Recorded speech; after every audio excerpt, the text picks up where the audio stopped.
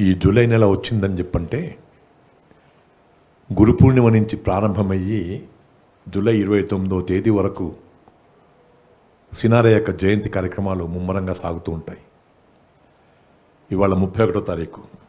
బహుశా మన వాళ్ళు అనుకుని ఉంటారు నాకదాగా చేద్దాం 29తో ఎందుకు ఆగడం అని చెప్పని. ఆ రకంగా దాదాపు ఒక 10 రోజులుగా ఈ కార్యక్రమాలు నిర్విరామంగా నిరాఘాటంగా నిర్విఘ్నంగా సాగడం ఆ కవికి మనం సమర్పించుకునేటువంటి నివాళి. ఉదయం నా హృదయం, గగనం నా వదనం. ఉదయం నా హృదయం, గగనం నా వదనం, తూర్పు నా ఊర్పు, మార్పు నా తీర్పు అని ఇవాళ న్యాయాధీశ్వరి ఇక్కడ ఉంది. వారు కూడా మార్పు నా తీర్పు అని చెప్పని ఒక మహాకవిగా అన్నటువంటి మాట ఇక్కడ నేను జ్ఞాపకం చేసుకుంటున్నాను. కవిగా ఆయనకు ఉండేటువంటి ప్రత్యేకత మనకందరికీ తెలిసిందే. ఇప్పుడు నేను మళ్ళీ కొత్తగా చెప్పాల్సిన అవసరం లేదు. కానీ ఆయన దగ్గర ఉన్నటువంటి గొప్ప విశేషం ఏంటంటే, నేను తిరుమల తిరుపతి దేవస్థానంలో కార్యనిర్వహణాధికారిగా ఉన్నప్పుడు భాషా బ్రహ్మోత్సవాలు నిర్వహిస్తున్నటువంటి సందర్భంలో వారు తిరుపతికి వస్తే మీరు తిరుమల దర్శించుకుంటారా అన్నాను. దాంట్లో ఉంది రమణ, నేను వచ్చినప్పుడు వస్తాను కదా అని అన్నాడు. నేను తీసుకుని వెళ్తాను కదా, నేను ఉన్నాను కదా అన్నాను. నేను వస్తాను కదా అన్నారు. సరే పెద్దలు వారికి వదిలిపెట్టాను. నేను తర్వాత మళ్ళీ దైవ దర్శనం చేసుకున్నట్టుగా నాకు అనిపించలేదు, ఎందుకంటే వారి గురించి నేను పట్టించుకుంటున్నాను కాబట్టి.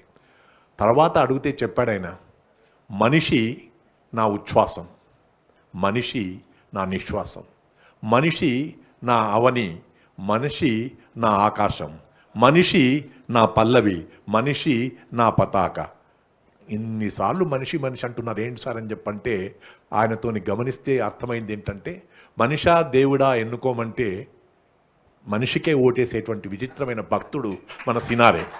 అందుకని దైవం కంటే కూడా దిగంబరుడుగా పుట్టిన మనిషి విశ్వంభరుడయ్యాడని చెప్పని చాటినటువంటి విశ్వంభర కావ్యకర్త సినారే యొక్క జయంతిని వాళ్ళు మనం నిర్వహించుకుంటున్నాం.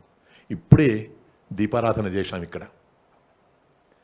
మనిషి యొక్క స్మృతి మరణిస్తే చితిదాకా, మనిషి యొక్క స్మృతి మరణిస్తే చితిదాకా, మహాత్ముల యొక్క స్మృతి వెలుగుతుంది ఇలా జ్యోతిలాగా అని చెప్పని ఆ మహానుభావుడే మనకు అందించినటువంటి ఈ వాక్యం చిరకాలంగా మనం జ్ఞాపకం పెట్టుకున్నటువంటి విషయం. కాబట్టి జ్యోతిలాగా వెలిగేటువంటి ఆ స్వామికి మనందరం కూడా ఇవాళ నీరాజనం అందించేటువంటి వేళ.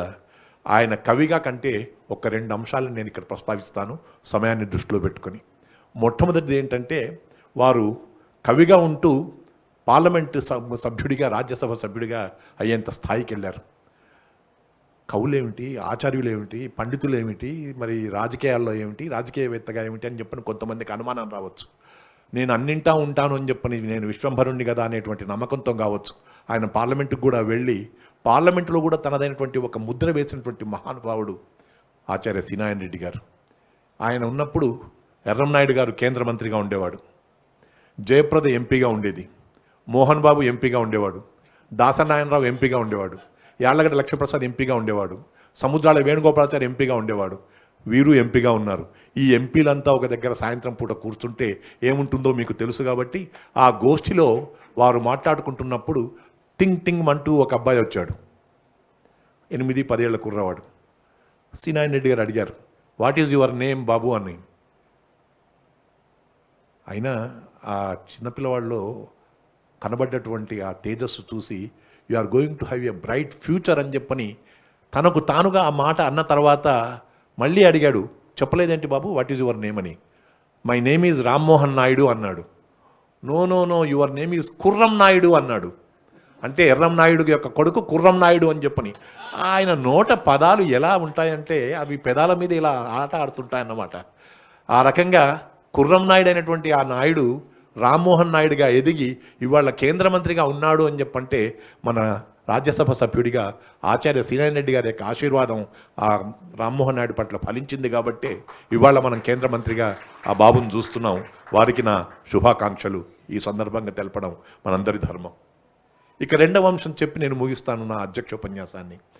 ఇంకొకటి ఏంటంటే, చాలామంది అనుకుంటూ ఉంటారు అక్కడికి వెళ్ళేసేసి అటెండెన్స్ చేస్తే సరిపోతుంది, మనం పోయి చేసేదేముంది, అలా నామినేటెడ్ పర్సన్స్ కదా మనము, అందుకోసం అలాగే ఉంటామని చెప్పని. ఒక జయప్రద అనుకుని ఉండొచ్చును, జయభాద్రి అనుకుని ఉండొచ్చును, హేమమాలిని అనుకుని ఉండొచ్చును, వీళ్ళందరూ అలా అనుకుని ఉండొచ్చును. కానీ నారాయణ రెడ్డి గారు అలా కాదు. రాజ్యసభ సభ్యుడిగా నా ధర్మం ఏమిటో నేను నిర్వర్తిస్తానని చెప్పని ఆస్ట్రేలియాలో గోల్డ్ మ్యూజియంలో లక్ష్మీ విగ్రహం ఉంటే ఆ లక్ష్మీ విగ్రహం పైన రాసినటువంటి రాత అభ్యంతరకరమైనటువంటిది. సభల్లో మనం పలుకుతే కూడా బాగుండనటువంటి పరిస్థితి. మన దేవత శ్రీ మహాలక్ష్మిని అంత ఆ రకంగా క్యాప్షన్ పెట్టి వర్ణిస్తున్నారు అని చెప్పంటే ఆయన మనసు చివుక్కుమన్నది. అదేంటంటే సెన్సియస్ గాడ్డెస్ ఆఫ్ ఇండియాను సెన్సస్ శ్రీ మహాలక్ష్మి అని చెప్పను రాశారు. దానిని తన దృష్టికి రాగానే రాజ్యసభలో మురళీ మనోహర్ జోషి దృష్టికి తీసుకొచ్చేసేసి ఇది తొందరగా దీన్ని తొలగించకపోయినట్టయితే మేము ఊరుకున్నాము అని చెప్పనంటే మురళీ మనోహర్ జోషి స్వయంగా దిగొచ్చి नारायण रेड्डी साहब एक महीने में इसके बारे में हम ज़रूर निकालने का वास्ते कोशिश करेंगे అన్నాడు. ఒక నెల లోపట ఆ సెన్సస్ అనేటువంటి పదం తీసేసి గాడెస్ శ్రీ మహాలక్ష్మి అని చెప్పని పెట్టించినటువంటి నారాయణ రెడ్డి గారికి నమస్కారం తెలుపుకుంటూ మన సంస్కృతి, మన సంప్రదాయం, మన యొక్క ధర్మం, మన యొక్క నిజాయితీ, మన యొక్క నైతికత, మన యొక్క ఉనికిని తెలిపినటువంటి రాజ్యసభ సభ్యుడైన ఆచార్య సినాయన రెడ్డి గారికి కూడా నివాళి సమర్పించుకుంటూ ఇప్పుడు మనం అందరం ఎదురు చూస్తున్నటువంటి శుభ సందర్భం ఏంటంటే సినార గారి పేరిట మా డాక్టర్ ఓలేటి పార్వతీశం గారికి ఇవాళ సినార సాహితీ పురస్కారాన్ని అందిస్తుంది యువ కళావాహిని.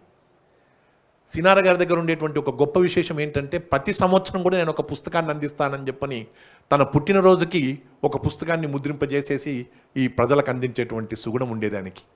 నవ్వని పువ్వు 1953లో ప్రారంభించి 83వ గ్రంథంగా మరణం పైన నా రణం అని చెప్పని ఆ గ్రంథాన్ని వెలువరించి 2016వ సంవత్సరంలో కావచ్చును కేసీఆర్ గారు ముఖ్యమంత్రిగా ఉండి 2014 ప్రాంతం వంశీరామరాజు చేసినటువంటి కార్యక్రమం అది. వంశీరామరాజు గారి కార్యక్రమంలో ఆ రోజు ఆ పుస్తకాన్ని విడుదల చేయించడం జరిగింది. కాబట్టి 83 పుస్తకాలు రచించినటువంటి ఆ మహానుభావుడు చేసినటువంటి కృషి ఏంటంటే ప్రతి పుట్టినరోజుకు నా జన్మదినం జరుపుకోవడం కాదు, నా పుస్తకం యొక్క విడుదల చేయిస్తాను అని చెప్పని ఆ బాటలో నడుస్తున్నటువంటి మరో కవి, సాహితీ మిత్రుడు, మనందరికీ కావలసినటువంటి వాడు, సభలన్నింటినీ కూడా దిగ్విజయంగా నిర్వహించేటువంటి సామర్థ్యం ఉన్న వృద్ధుడిగా కనబడే యువకుడిగా ఉండేటువంటి వృద్ధుడు మా డాక్టర్ ఓలేటి పార్వతీశం గారికి సినార సాహితీ పురస్కారం అందిస్తున్నటువంటి వేళ ఈ సత్కార కార్యక్రమం ఉంటుంది. యువ కళావాహిని వారు నిర్వహించేటువంటి సత్కార కార్యక్రమం సముచిత రీతిలో ఈ సత్కార కార్యక్రమం నిర్వహించడానికి తగ్గ ఏర్పాట్లు చేయాల్సిందిగా నిర్వాహకులను కోరుతా ఉన్నాను. ఇప్పుడు డాక్టర్ ఓలేటి పార్వతీశం గారికి సత్కారం. డాక్టర్ రాధారాణి గారు హైకోర్టు న్యాయమూర్తి గారి యొక్క చేతుల మీదుగా మనందరం కూడా ఇందులో పాల్గొందాం. ప్రత్యేక ఆసనం మీద ఆసీనులు కావాల్సి